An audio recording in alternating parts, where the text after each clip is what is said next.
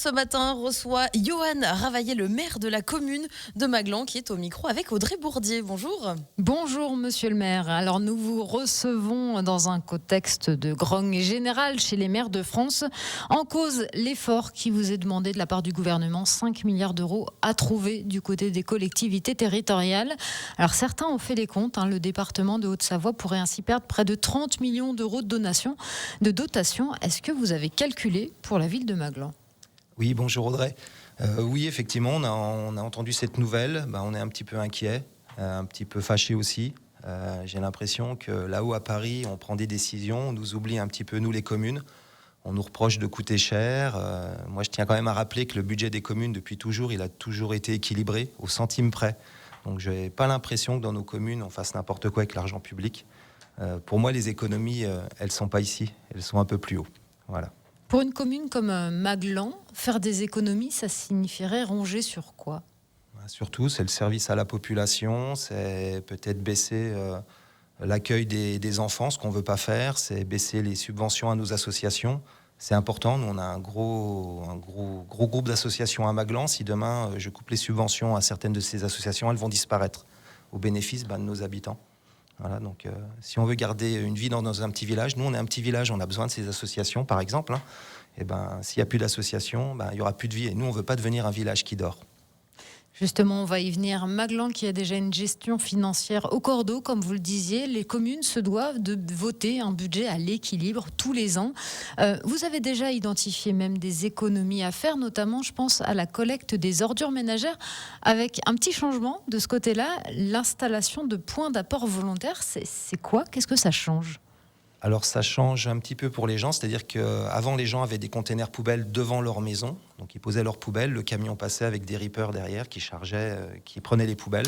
Là on a retiré tous ces containers individuels et on demande aux gens d'aller sur des points d'apport volontaires. Alors les gens disent oui c'est des points d'apport obligatoires, non c'est des points d'apport volontaires, c'est-à-dire qu'ils vont devoir marcher un petit peu ou prendre leur voiture pour aller amener leurs poubelles sur des points où on a installé ce qu'on appelle des molocs, ces fameux containers semi-enterrés ou des points aériens.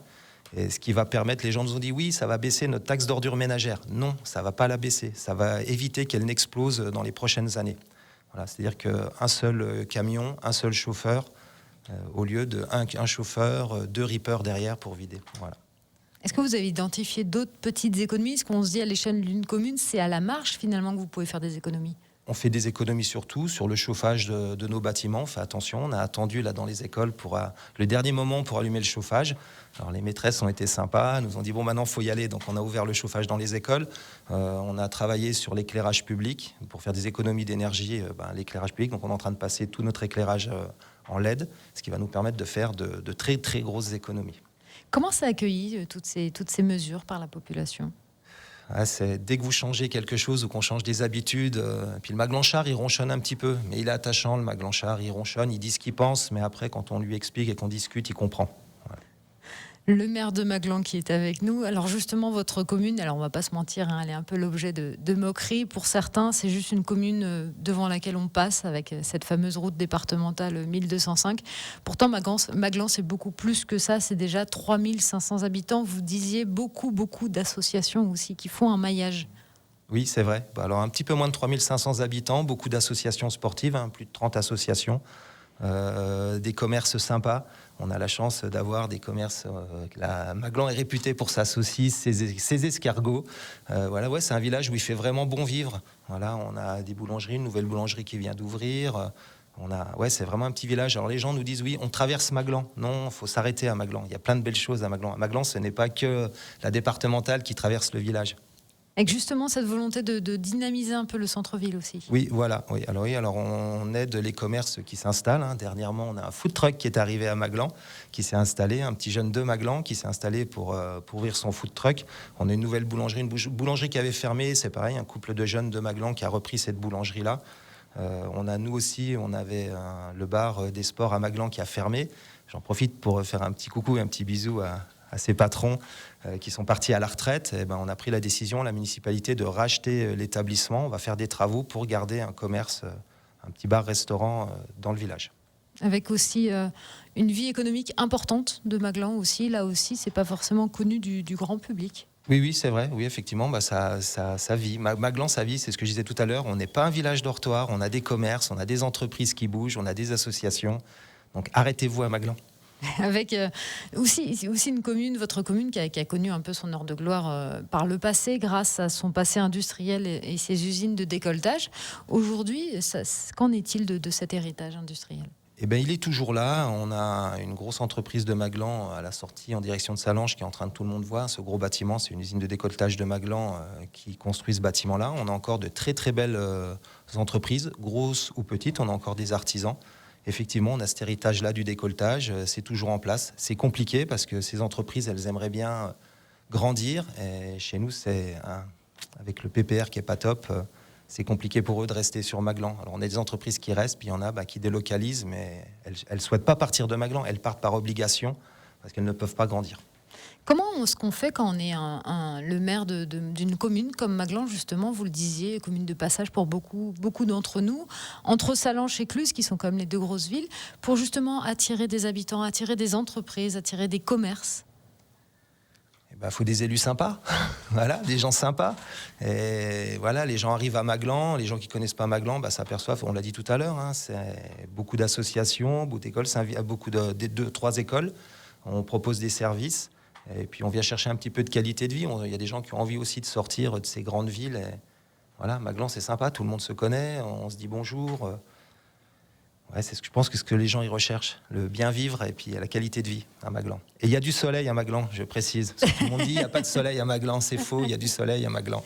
C'est un des clichés qui ont la vie tenace. Cliché, voilà, qui ont la vie tenace. Donc voilà, c'est ça, c'est ce qui ça participe à ce que les gens viennent sur Maglan. Puis il faut être sincère, les terrains sont moins chers aussi à Maglan.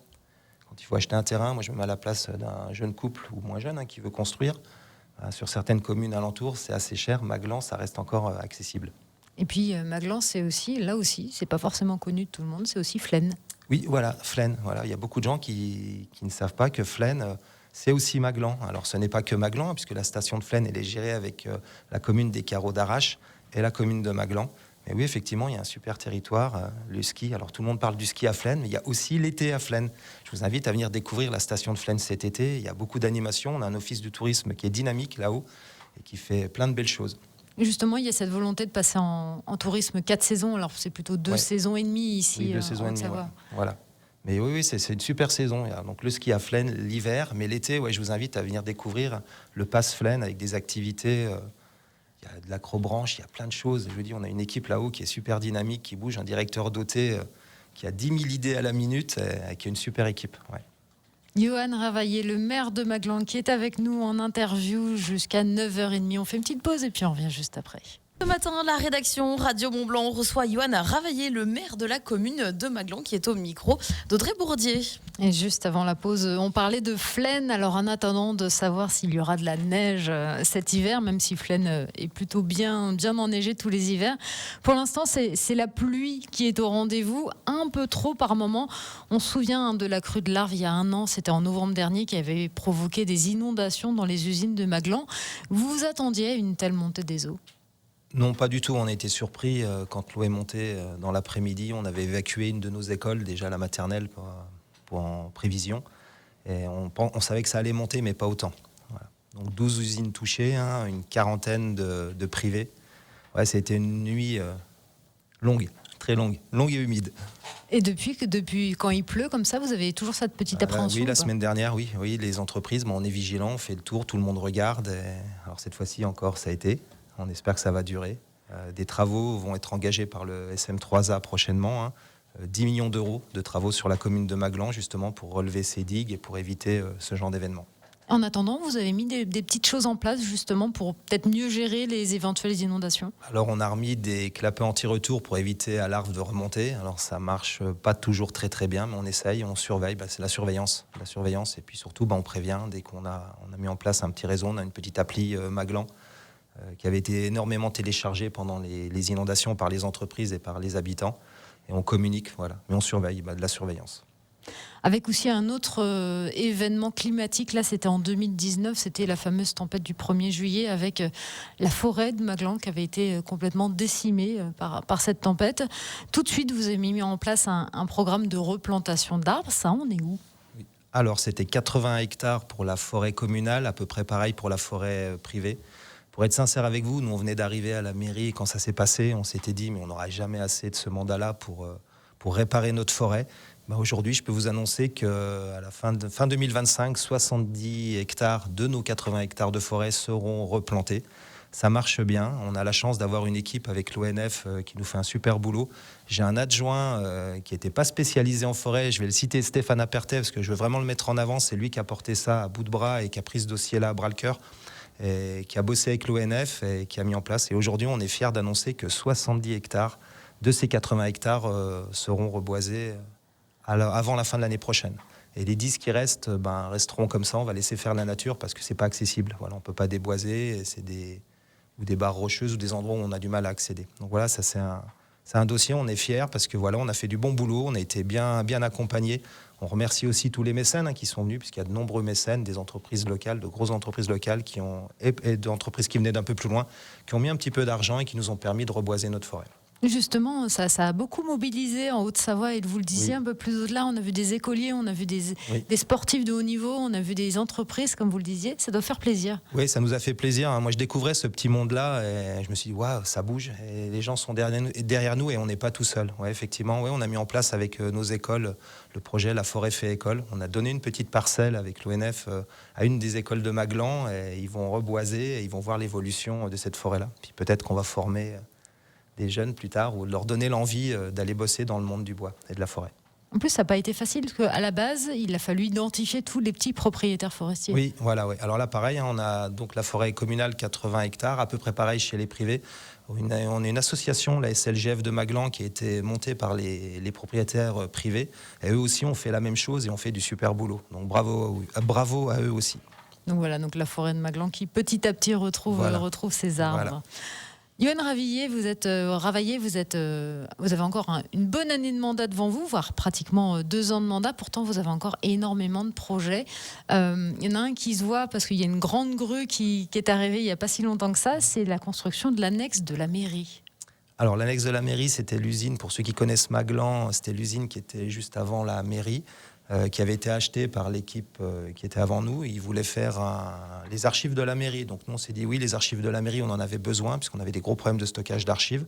Et on s'est dit, on va pas faire que des archives. Donc on a revu le projet complètement. Donc on a créé ce bâtiment-là, où effectivement, au sous-sol, il y aura des archives et une chaufferie bois qui nous permettra de chauffer ce bâtiment, la mairie, une petite annexe qu'on a déjà à côté. Au rez-de-chaussée, on va mettre notre service enfance-jeunesse qui bossait dans un petit bâtiment qui n'était pas top. Donc on s'est dit, allez, on en profite, on les met dedans. On va délocaliser la salle du conseil municipal de la mairie dans ce bâtiment-là, ce qui va nous permettre de récupérer un plateau dans la mairie actuelle pour nos agents qui étaient un petit peu serrés aussi. Et à l'étage, ça c'était une demande, on l'avait vu pendant la campagne, les associations et les gens de Maglan nous disaient, oui, il nous manque des salles. Donc il va y avoir une mini-salle des fêtes au-dessus qui va être à destination des associations et aussi des particuliers qu'on pourra mettre en location.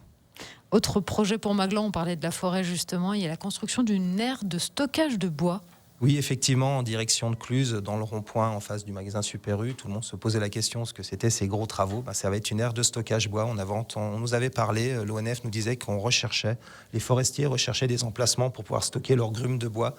Donc on a échangé des terrains avec un privé et on a travaillé avec une entreprise pour réaménager toute cette aire de stockage qui va nous permettre d'avoir 2 ou 3 aires de stockage à destination de nos forestiers. Parce qu'avant, ils les amenaient où ils ont stocké un petit peu partout. On en avait créé une, nous, pendant la tempête pour stocker justement les arbres. Ils en emmenaient un petit peu à gauche, à droite.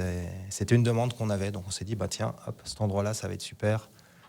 Et ça devrait normalement, avant la fin de l'année prochaine, puisque les travaux avancent vraiment bien, l'entreprise bosse bien. Donc avant la fin de l'année prochaine, on aura nos aires. Et puis un troisième projet pour vous, ça concerne la santé. Je vous laisse l'annoncer. Oui, alors ça c'est un petit peu la news, c'était pas du tout prévu. On a rencontré, on entend parler de déserts médicaux un peu partout. Mais nous, il faut savoir qu'à Maglan, on a la chance d'avoir un groupe de 11 médecins qu'on partage avec la station de Flaine, la mairie des Carreaux et Maglan. Et ils sont actuellement au-dessus de la poste. Et ils sont un petit peu à l'étroit, puisqu'à l'époque, on n'avait que 2 médecins à Maglan. Et on les a rencontrés, on a beaucoup discuté avec eux, et ça c'est la news. On va travailler avec eux pour créer une nouvelle maison médicale à Maglan pour leur permettre d'avoir un peu plus de place et de meilleures conditions d'accueil de leurs patients. Donc cette maison médicale, on est en train de travailler avec l'architecte et avec notre groupe de médecins pour l'instant. Et elle devrait être installée juste en face de l'annexe de la mairie où il y a les travaux. Cette petite maison qu'on appelle la maison Seria, qui pour l'instant nous sert de base de vie pour notre chantier, l'annexe de la mairie. Et après, à cet endroit-là, on rasera la maison et on créera une nouvelle maison médicale. Mais du coup, Yoann Ravaillé, vous êtes obligé de vous représenter si vous voulez porter tout ça. Obligé, non, on n'est jamais obligé. Par contre, je vais être sincère, je ne vais pas y aller par quatre chemins. Oui, j'aimerais bien remonter une nouvelle équipe où je vais garder des gens et puis on va peut-être quelques changements. Et ouais, effectivement, je pense que je vais reproposer ma candidature pour remonter une liste en 2026. En 2026, le rendez-vous est prêt, Voilà. La candidature est notée. Voilà. Merci beaucoup Yoann Ravaillé, le maire de Maglan, la commune qui justement veut continuer à être dynamique, à montrer que non, ce n'est pas que la départementale qui la traverse. Merci à vous d'avoir été notre invité ce matin sur Radio Mont-Blanc. Un grand merci à vous, merci pour l'accueil, merci à toute l'équipe.